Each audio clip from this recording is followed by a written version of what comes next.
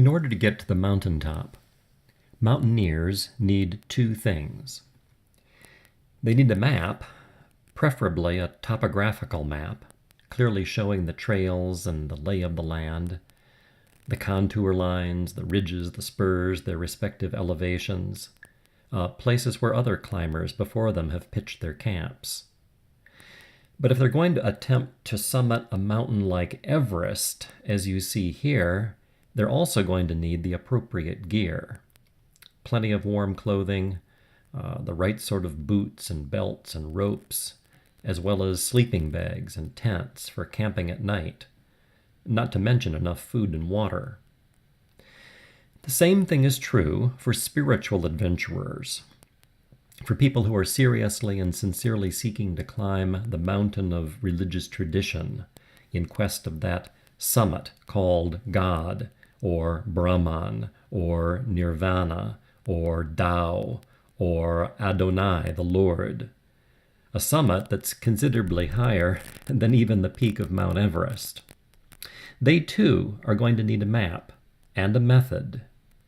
Every religion worthy of the name, every religion that's in fact capable of assisting the seeker in reaching that ultimate goal, offers both map and method, both doctrine and practice. We've talked about this, of course, several times before. The religious tradition that we're focusing on at this point in our course is no different. Islam, like the other religions we've studied, includes both doctrine and method, both theory and practice, both a description of the way things are and instructions as to what we should do about it.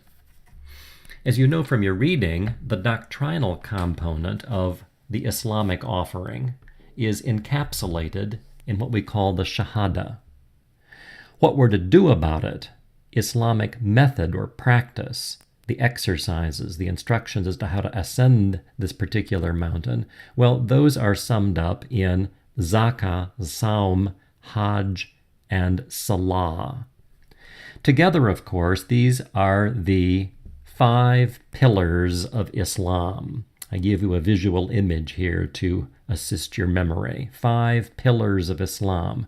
In the center, the Shahada, and then we have the Salah, number 2 to the right of that, Zakah, number 3 to the left, coming over the far right, Sawm, and over the far left, Hajj. These are numbered in a little bit different order from the way that I presented them in Paths of Return.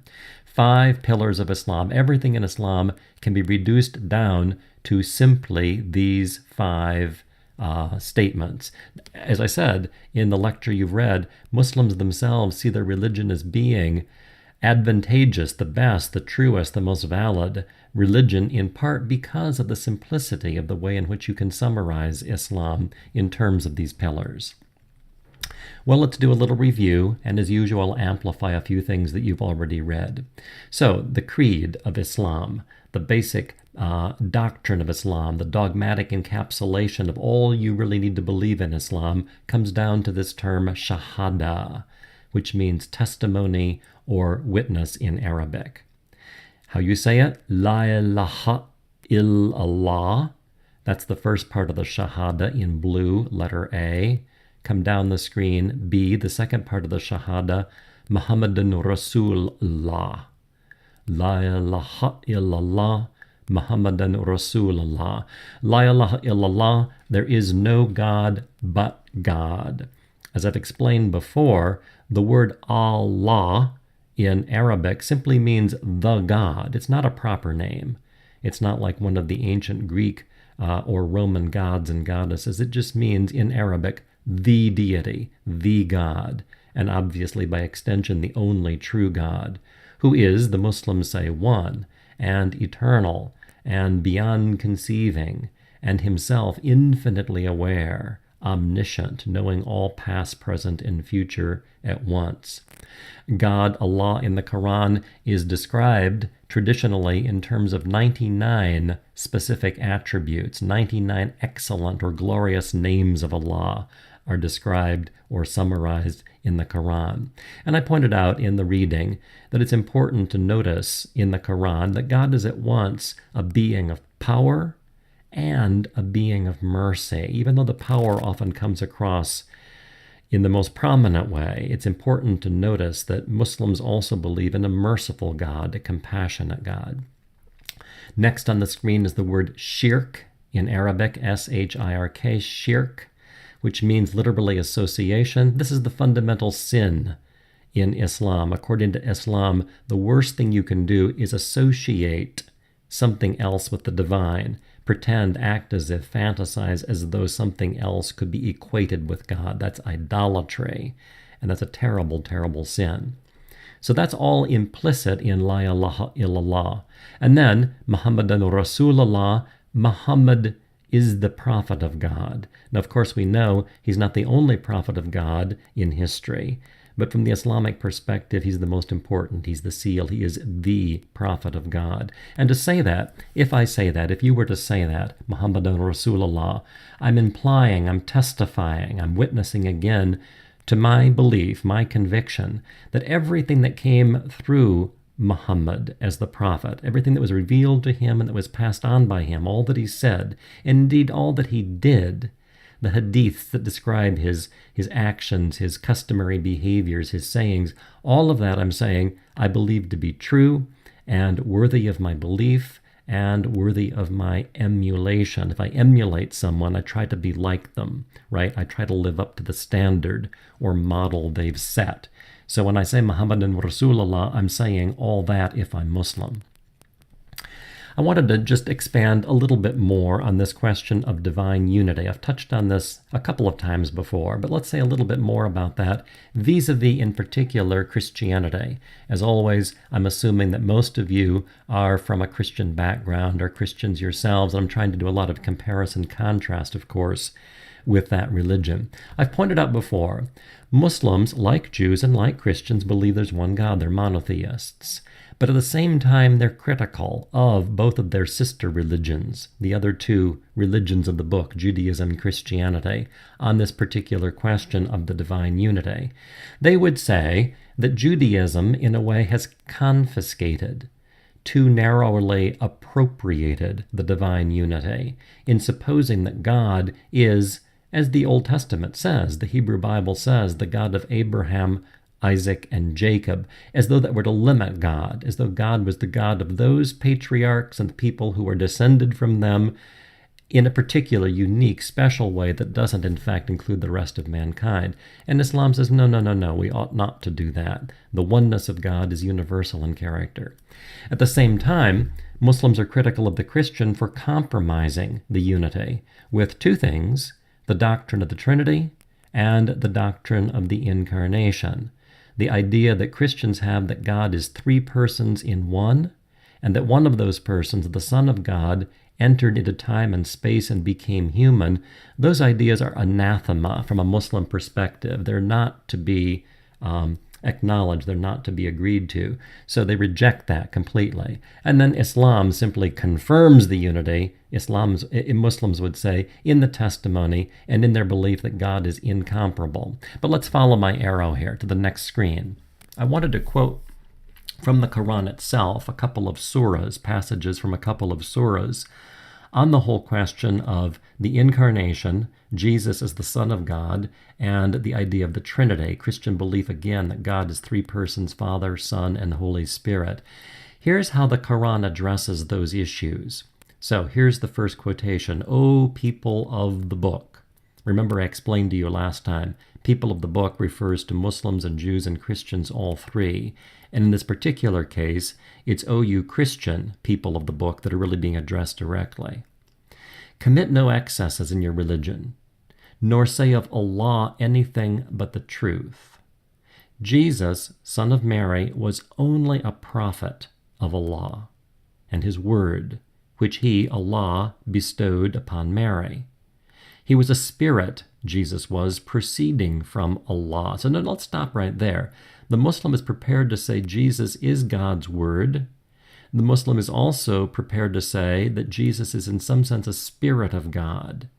But in no case is allowed to say Jesus is equal to God, that Jesus himself is divine. Believe in Allah and his apostles. And now notice in red, say not three. Don't be Trinitarians, you Christians. Desist. Stop that. It will be better for you. For Allah is one God. Glory be to him. Far exalted is he, notice, above having a son. God's not going to have a child. God is not going to have some kind of complication inside of him such that he is a Trinity, and he certainly is not going to come down to this planet. Second quotation, even perhaps more revealing, more interesting, in Surah 19. Mary, the mother of Christ, Jesus, came to her people with Jesus, carrying him with her. Now, he's just an infant at this point. Jesus has basically just been born, okay? They said, came to her people, her relatives, her family. The family said, "Oh, Mary, surely you've done a strange thing. Oh, sister, your father was not a bad man, nor was your mother an unchaste woman." So you see the implication here? They know that Mary's, something's weird here. She ought not to be having a child, but she has had a child, so she must have done something illicit. But now notice this. She, Mary, pointed to him, Jesus. So she's holding the child in her arms. She points to him. And they said, how should we speak to one who was a child in the cradle? He said, now Jesus, the baby, speaks up, and he says, "Surely I am a servant of Allah. He's given me the book and made me a prophet." So Jesus is saying, little baby is saying, I'm a prophet. And he, Allah, has made me blessed wherever I may be. He has enjoined on me prayer and alms so long as I live. I put those in green. We're going to be going on here in a moment to other pillars of the 5 pillars of Islam, among them the injunction to pray and the injunction to give alms. Dutiful to my mother. He made me dutiful to my mother, and he has not made me insolent, unblessed. And peace on me on the day I was born, and on the day I die, and on the day I am raised to life. Now notice this too. So the Muslim is taught in this particular passage that Christ will himself one day die and then also be raised, which a Christian believes too, right? Such is Jesus, son of Mary. This is the saying of truth about which they dispute. So now the passage continues saying, you see, Jesus himself said this. He said, I'm a prophet. He also talked about his uniqueness, his blessedness, the importance he has in human life, that he's going to be raised. But notice, it is not fitting for Allah that he should take to himself a son. Prophet, sure, we can call Jesus a prophet of Allah. He himself said he was a prophet of Allah. But we must not refer to him as God's son. When he has decreed a matter, God simply says to it be, and it is. As always in the Quran, kind of finally, the accentuation, the emphasis, the stress is on God's sovereignty, God's authority, and the importance to be in obedience to God. So I wanted you to see how the Quran presents Jesus himself, even Jesus speaking about his role in relationship to God, and how it is that the Trinity is completely rejected by Islam in the Holy Quran. All right, another pillar, Zakat. Zakat, as you'll remember from your reading, has to do with the Muslim's obligation once every year to give of their wealth to the community. This is charity. This is almsgiving. I thought you might be interested here. I pulled up a screenshot of a Zakat calculator that you can actually find on the internet. It's, I guess it's an Excel spreadsheet that's been designed for Muslims to use in actually calculating their net worth, and then in being able to figure out how much they actually should give in alms to the community.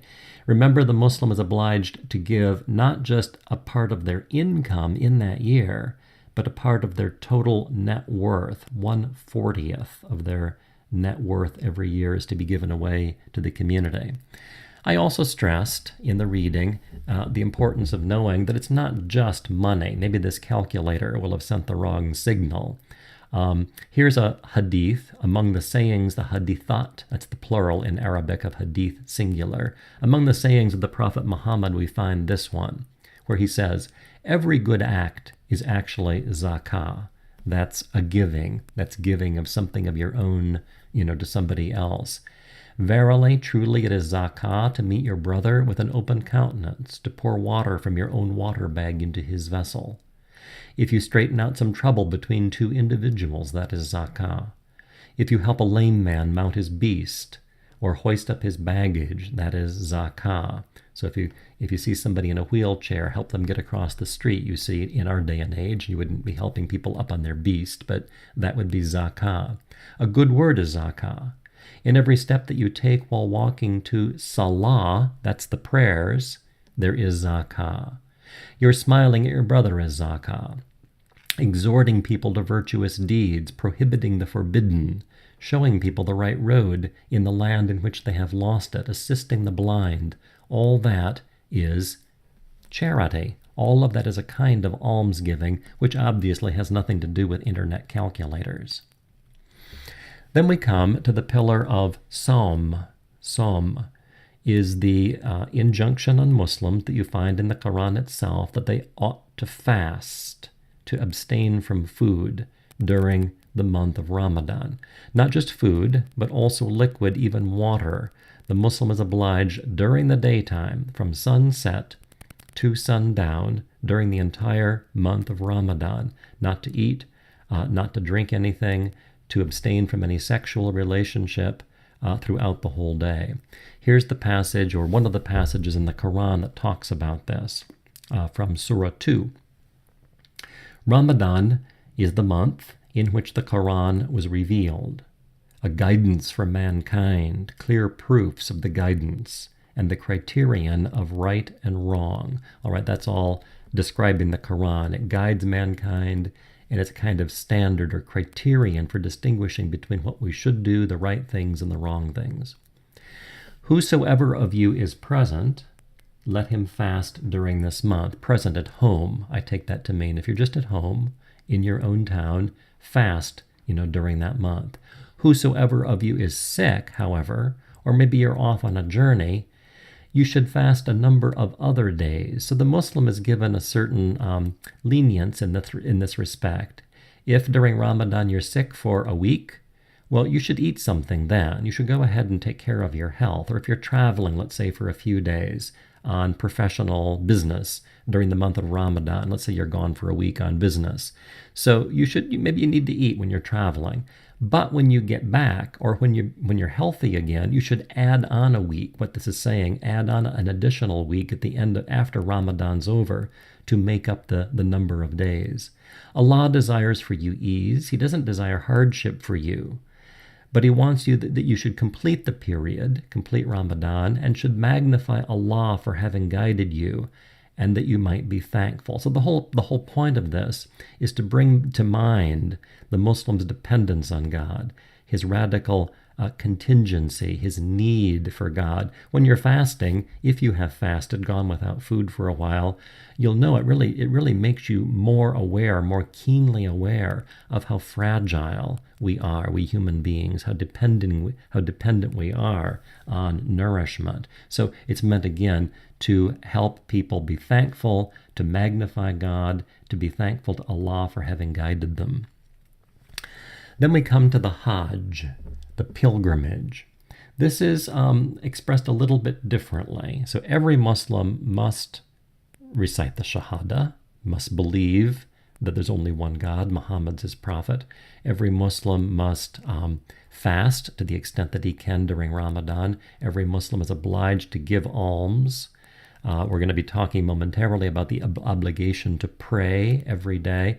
This one's a little bit different. This is said, if you are able, if you are financially and physically able, wherever you may live in the world, you should, if you can, go at least once in your lifetime to the city of Mecca in Saudi Arabia in order to make the pilgrimage, to go to the holy Kaaba.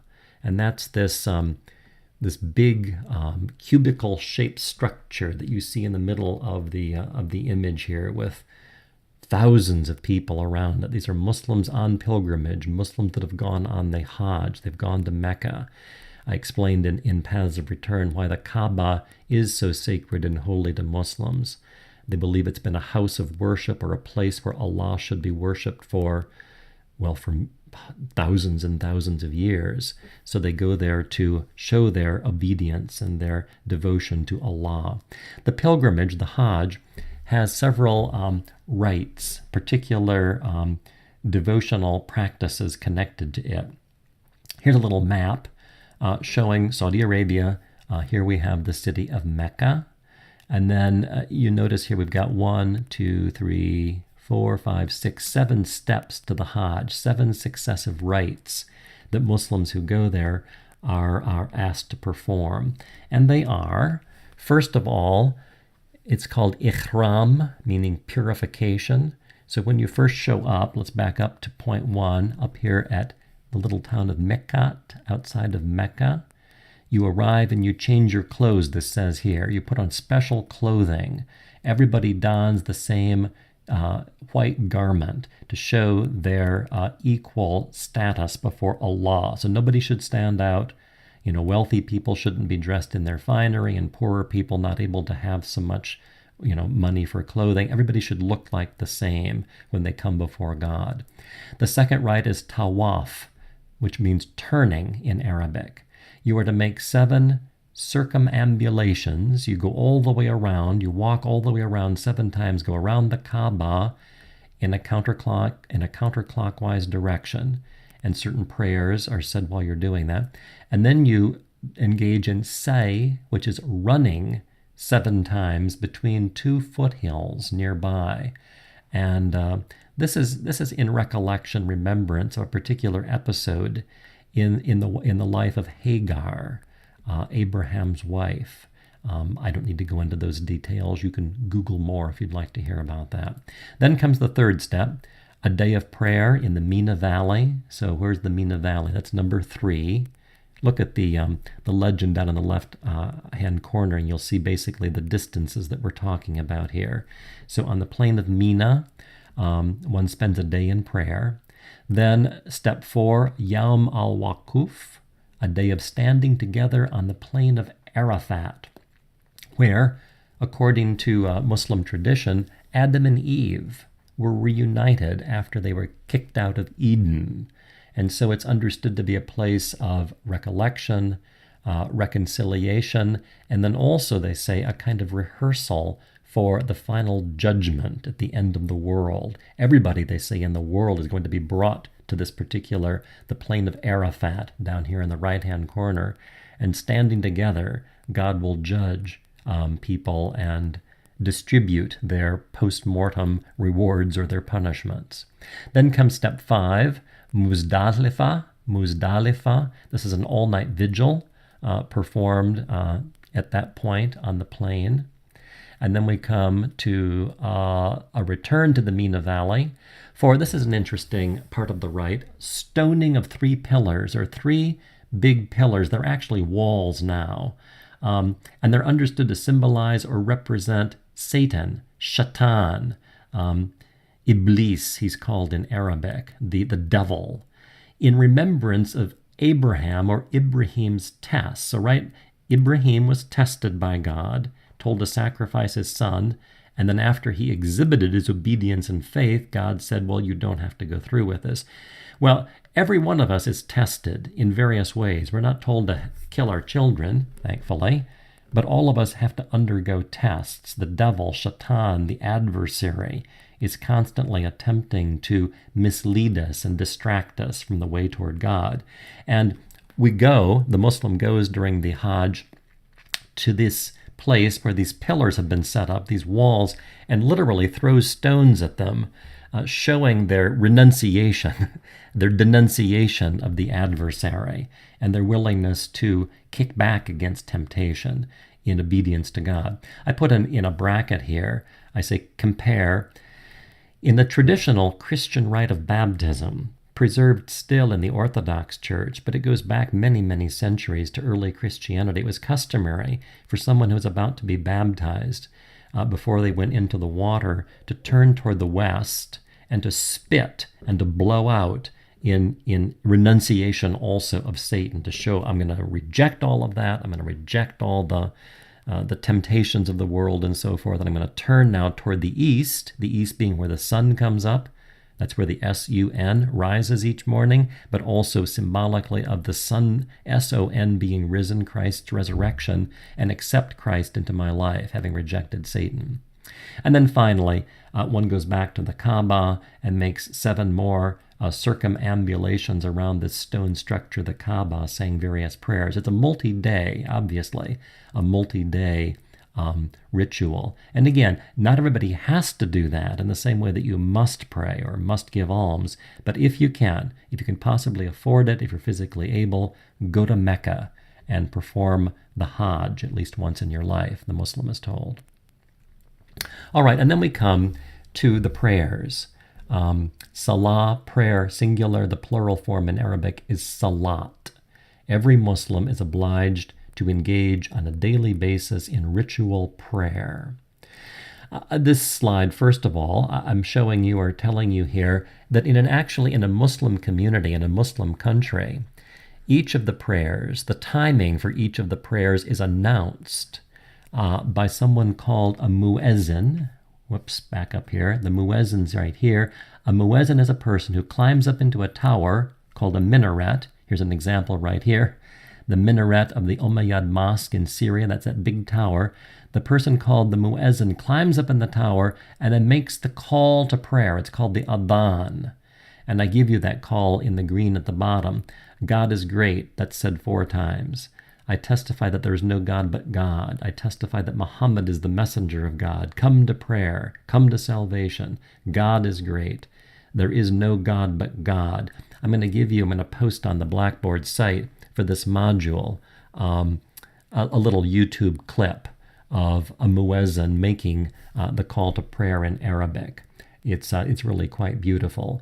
The Quran itself says, "You who believe, when the call is made for prayer, hasten to the remembrance of God." Now, if you're a Muslim living in a non-Muslim country like the United States, there's nobody that's going to go up in a tower in Columbia, South Carolina, and make the call at the appointed times during the day. You're going to have to keep track of that yourself. But this would be true, again, in a Muslim country. All right, you pray 5 times a day if you're Muslim. You pray the dawn prayer, the Fajr, a prayer at noon, Dhuhr, an afternoon prayer when the sun is halfway down between the zenith and the horizon, the Asr, at sunset, the Maghrib prayer, and then Isha, a prayer that you say just before going to sleep, going to bed at night. And they're marked on this little diagram here as to when you pray and the time of day that you're praying. You perform, if you're Muslim, certain ablutions. That is to say, you wash different parts of your body before making the prayer at these 5 times of the day. What I've given you here are called the lesser ablutions. There is actually a more complicated formula that you could use if you are in certain circumstances needing a deeper cleanse, I guess you could say. But here's the lesser prescription. You should wash your hands 3 times. You rinse your mouth with water taken from your right hand 3 times. You rinse your nose, inhale a little water 3 times. Wash your face from the hairline and ears as far as your chin. Notice all of these are 3 times. Wash your forearms as far as and including the elbows, starting with your right arm 3 times and then your left arm. Run your moistened hands through your hair from the brow to the nape of the neck 1 time. Rub the inner fold and orifice of both your ears with your index fingers, passing your thumbs behind your ears from bottom to top. And you do that 1 time. And then you wash your feet 3 times with your left hand, starting with the right foot, rubbing water on the heels, passing your fingers between your toes. Each of these 5 times of the day that a Muslim is obliged to pray, he should make these ablutions, at least these lesser ablutions. Then there's the issue of the direction you pray in. You don't just do whatever you'd like in terms of what you're looking at when you pray if you're Muslim. You should always be oriented, that is to say pointed, toward the city of Mecca in Saudi Arabia. So wherever a Muslim might be in the world, if it's in the Middle East, if it's in Southeast Asia, if it's in Europe, if it's in this country, wherever you are, Australia, you should turn in a direction that is pointing you however far it might be, however many thousand miles it might be, toward the city of Mecca. If you're in a Muslim country, and let's say you're traveling, you're in a big city or something, and you're not really sure where you are vis-a-vis Mecca, and you're staying in a hotel, let's say something like that, there will actually be a little marker on the wall in a hotel in a Muslim country marking the direction of Mecca. It's called the Qibla. A little arrow or maybe a little emblem or a medallion might be on the wall pointing you in the right direction. Elsewhere, contemporary Muslims can use even GPS devices to figure out where Mecca is, depending on where they might be in the world. So you establish that, and then you know in what direction to face as you pray. Then there are the postures I described in Paths of Return, postures and physical movement. Part of the time you're standing erect, symbolizing your being God's vicegerent on earth. You've been created in God's image and likeness. Muslims agree with Jews and Christians about that, and that testifies to your having a kind of nobility, and that's expressed by your upright posture. But then you bend over, you bow, and then you also go all the way down to the ground, the floor, prostrating yourself, your head on the floor. I describe that as being almost a fetal position, symbolizing humility and self-abnegation and smallness before Allah's sovereignty. And then what are you saying? What are the actual prayers that you're saying? Well, as I said in Paths of Return, it depends partly on the time of the day. But regardless of which of the 5 times it might be, a Muslim always includes as part of his prayer time the Fatiha, which is the opening surah of the Quran. It's literally called the opening. And it includes just a few verses. It's a very short surah. And they go like this. Bismillahir Rahmanir Rahim, meaning in the name of Allah, the most beneficent, the most merciful. Alhamdulillahi Rabbil Alameen. All praise and thanks belongs to Allah, the Lord of all being. Ar-Rahman Ar-Rahim, the most beneficent, the most merciful. Maliki Yawmiddin, God is the master of the day of judgment. Iyaka nabuda wa iyaka nasta'in, thee alone we worship, thee alone, God, we ask for help. Idina sirat al-mustaqim, guide us to the straight way. And then sirat aladina an'amda alayhim, Gair al-Maghdubi alayhim wala dalin, the way of those on whom thou bestowed thy grace. So set us on that way, please, God. Don't put us on the way of those who earned thy anger, nor of those who went astray. Ameen, amen. And that's how you end the prayer. As I said in the reading, this is for Muslims analogous to what the Lord's Prayer is for Christians. Christians of all stripes, denominations, backgrounds, etc., will recite the Lord's Prayer. Same thing in Islam. The Fatiha is a basic central prayer for the Muslim. I mentioned, I'll quote it here also in Paths of Return, this very important, very famous hadith. Again, a hadith is a saying of the Prophet Muhammad. It's called the Hadith of Gabriel. And this is the story. One day, when we were sitting with the Prophet Muhammad, there came to us a man whose clothes were exceeding whiteness and whose hair was of exceeding blackness. There were no signs of travel on him, although none of us knew him. He sat down, knee to knee, opposite the Prophet, right up to the Prophet, right next to the Prophet, actually placed the palms of his hands on the Prophet's thighs, and then said to the Prophet, Muhammad, tell me what is the surrender. So whoever this is, he's asking Muhammad to sum up Islam. The Prophet answers, and here's the summary. The surrender is to testify, that's the Shahada. There's no God but God, and Muhammad is God's messenger. The Islam is to pray, to perform the prayer, that's Salah. Bestow the alms, Zakat. Fast, Sawm, during Ramadan. And then, if you can, make the Hajj, the pilgrimage to the holy house, that's the Kaaba. And then whoever this is that showed up said, thou hast spoken truly. And we, This is one of the Prophet's companions who's recording this story. We were amazed that having questioned the Prophet, he should corroborate him. Well, they're amazed because for them the Prophet is God's own representative already. They believe what the Prophet has said, and this guy comes along and has to confirm everything.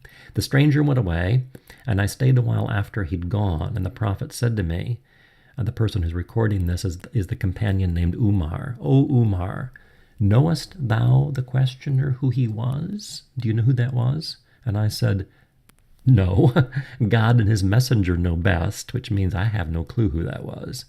And the Prophet says, "That was Gabriel. He came to teach you your religion." It's not as though I, Muhammad, needed to have somebody explain this to me. It's already been explained to me by God himself. But the Archangel Gabriel, who has come to me, you see, in revelation, in a revelatory form, in visions and so forth, he now apparently manifests himself, the angel did, as a human, showed up in order to teach the people around the Prophet their religion by confirming what Muhammad had said. So that's this very important summarizing Hadith of Gabriel, summing up the 5 pillars again. All right, and then I added, and I'm coming to the close here now shortly, I added toward the end of the lecture in Paths of Return some additional points that are important to know about vis-a-vis Islam: distinctive Islamic prohibition, permission, prescription, I call them here. So a Muslim is prohibited, right, forbidden to eat pork, to drink alcohol, or to use drugs. So it's kind of like Buddhists, right? No intoxicants, nothing that would make you unaware or put you to sleep or make you not aware of what's going on around you. No engaging in gambling, and no practicing usury. Usury is loaning money and getting interest back, making money with money. Muslims are told they ought not to do that. They are permitted, however, a man traditionally in Islam is permitted to have up to 4 wives simultaneously. So polygamy is permitted. Though, as I said in the reading, in point of fact, this happens fairly rarely. At least it's becoming more and more rare in our day and age. The Prophet himself said you can do this, you are allowed to do this only if you can treat all of your wives perfectly equally. And the implication was that very few people could actually do that. Also permitted is what's called the lesser jihad. The lesser jihad, the lesser effort, struggle, that's what jihad literally means, is to engage in defensive military combat, in warfare, in order to defend one's nation or to defend the Muslim community. Prescribed, so not just permitted but actually commanded, is the greater jihad. And the greater jihad is not fighting against somebody else, it's fighting against yourself, your own lower nature, your own passions and problems and egotistic proclivities. You're to engage in spiritual war. That's prescribed. I said I would tell you about an interesting example of this, the example of Ali, who was one of the early companions of the Prophet Muhammad. He was also Muhammad's son-in-law. Ali was apparently an extraordinary fighter on the battlefield, on the military battlefield, on the actual lesser jihad battlefield of military combat, an amazing fighter and soldier. Well, the story is told that one day Ali had an opponent down on the ground. He'd knocked the guy down, and Ali had pulled out his sword and was about to kill the man on the ground when the guy on the ground spat in Ali's face. Now, what did he do? Ali, they say, wiped the spittle off his face, took his sword, put it back in its scabbard, turned his back, and walked away. And all of the other soldiers, the warriors, the combatants, the Muslim friends and companions of Ali said, What are you doing? Why did you do that? And Ali's famous reply was, I refuse to kill when I'm angry. You see? Because if he's angry, he's out of control inwardly himself. And he needs to engage in the greater jihad and re-achieve inward peace and equilibrium. and only then would he be able to defend the community by actually fighting and killing somebody. He refuses to kill when he's angry. I wanted also, as long as we're on this whole issue of jihad, to say something about contemporary events, the violence that we all know about in the world today, and to distinguish from a Muslim point of view, a traditional Muslim point of view, between what's really truly respected jihad and then false jihad. This is a passage I'm going to read here with you, written by a friend of mine, Reza Shah Kazemi, a Muslim scholar in London. And he wrote this not too long after 9/11. So it's a few years old, obviously, now, but it certainly continues to apply to what's going on as we read the news and hear about current events and terrorism and jihadism and Islamism and all the stuff in the world today. So let's look at this together. In the aftermath of the earth-shaking events of September 11, 2001, many are rightly appalled by the fact that the mass murder perpetrated on that day is being hailed by some Muslims as an act of jihad. Only the most deluded souls could regard the suicide attacks as having been launched by mujahideen. Mujahideen is a plural form. It means people who are engaged in jihad, people who are actually fighting a legitimate war on behalf of Islam. Muslim scholars have pointed out that the terror attacks are totally devoid of any legitimacy in terms of Islamic law and morality. Jihad can be proclaimed only by the most authoritative scholar of jurisprudence in the land in question. There were no grounds for waging a jihad in the given situation, and even within a legitimate jihad, the use of fire as a weapon is prohibited by the Islamic tradition. The inviolability of non-combatants is always to be strictly observed. So people that aren't actually, involved in the fighting, women and children and other non-combatants, are not to be injured, not to be hurt. And suicide is prohibited in Islam. When the traditional spirit of Islam is being distorted beyond recognition, it behooves all those who stand opposed to media stereotypes, notice media stereotypes, and to those misguided fanatics who provide the material for the stereotypes. It behooves them, it's incumbent upon them to denounce in the strongest possible terms all forms of terrorism that masquerade as jihad. Many, though, will understandably be asking the question, if terrorism is false jihad, what is true jihad?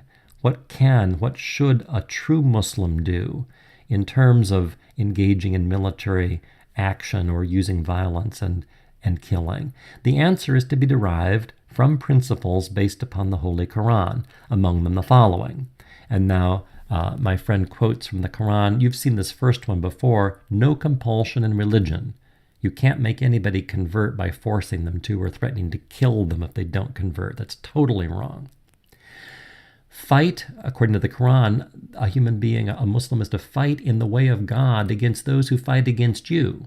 So you can defend yourself, but you mustn't begin hostilities. God loveth not the aggressors. Permission to fight is given to those who are being fought against, again, defensive combat, for they have been wronged. And this is interesting. The Quran says, had God not driven back some people by means of other people, so if God had not permitted some people to fight against others, monasteries, churches, synagogues, and mosques, wherein the name of God is oft invoked, where God is prayed to, would assuredly have been destroyed. So God has historically allowed certain people to defend and to fight and to use weapons and so forth. And if he hadn't done that, Christian monasteries, churches where Christians worship, synagogues where Jews worship, as well as mosques where Muslims worship, might have been destroyed. So it's fighting in defense of a tradition and a civilization and a culture which would otherwise maybe be wiped out, and the people who are practicing the religion in that culture would no longer be able to follow that practice. God allows for that by allowing some people to use force against others. O ye who believe, be upright for God, witnesses in justice. Let not hatred of a people cause you to be unjust. Be just. That is closer to piety. So you can't hate, well, I guess if you're talking about current events, Muslims can't hate Americans, ought not to hate Americans because they're Americans, or hate whatever, Europeans or other people in the West because they're not Muslim. You can't hate non-Muslims, you can't hate Muslims, you can't hate any people as a people. That's not just to do that. The Quran itself says so.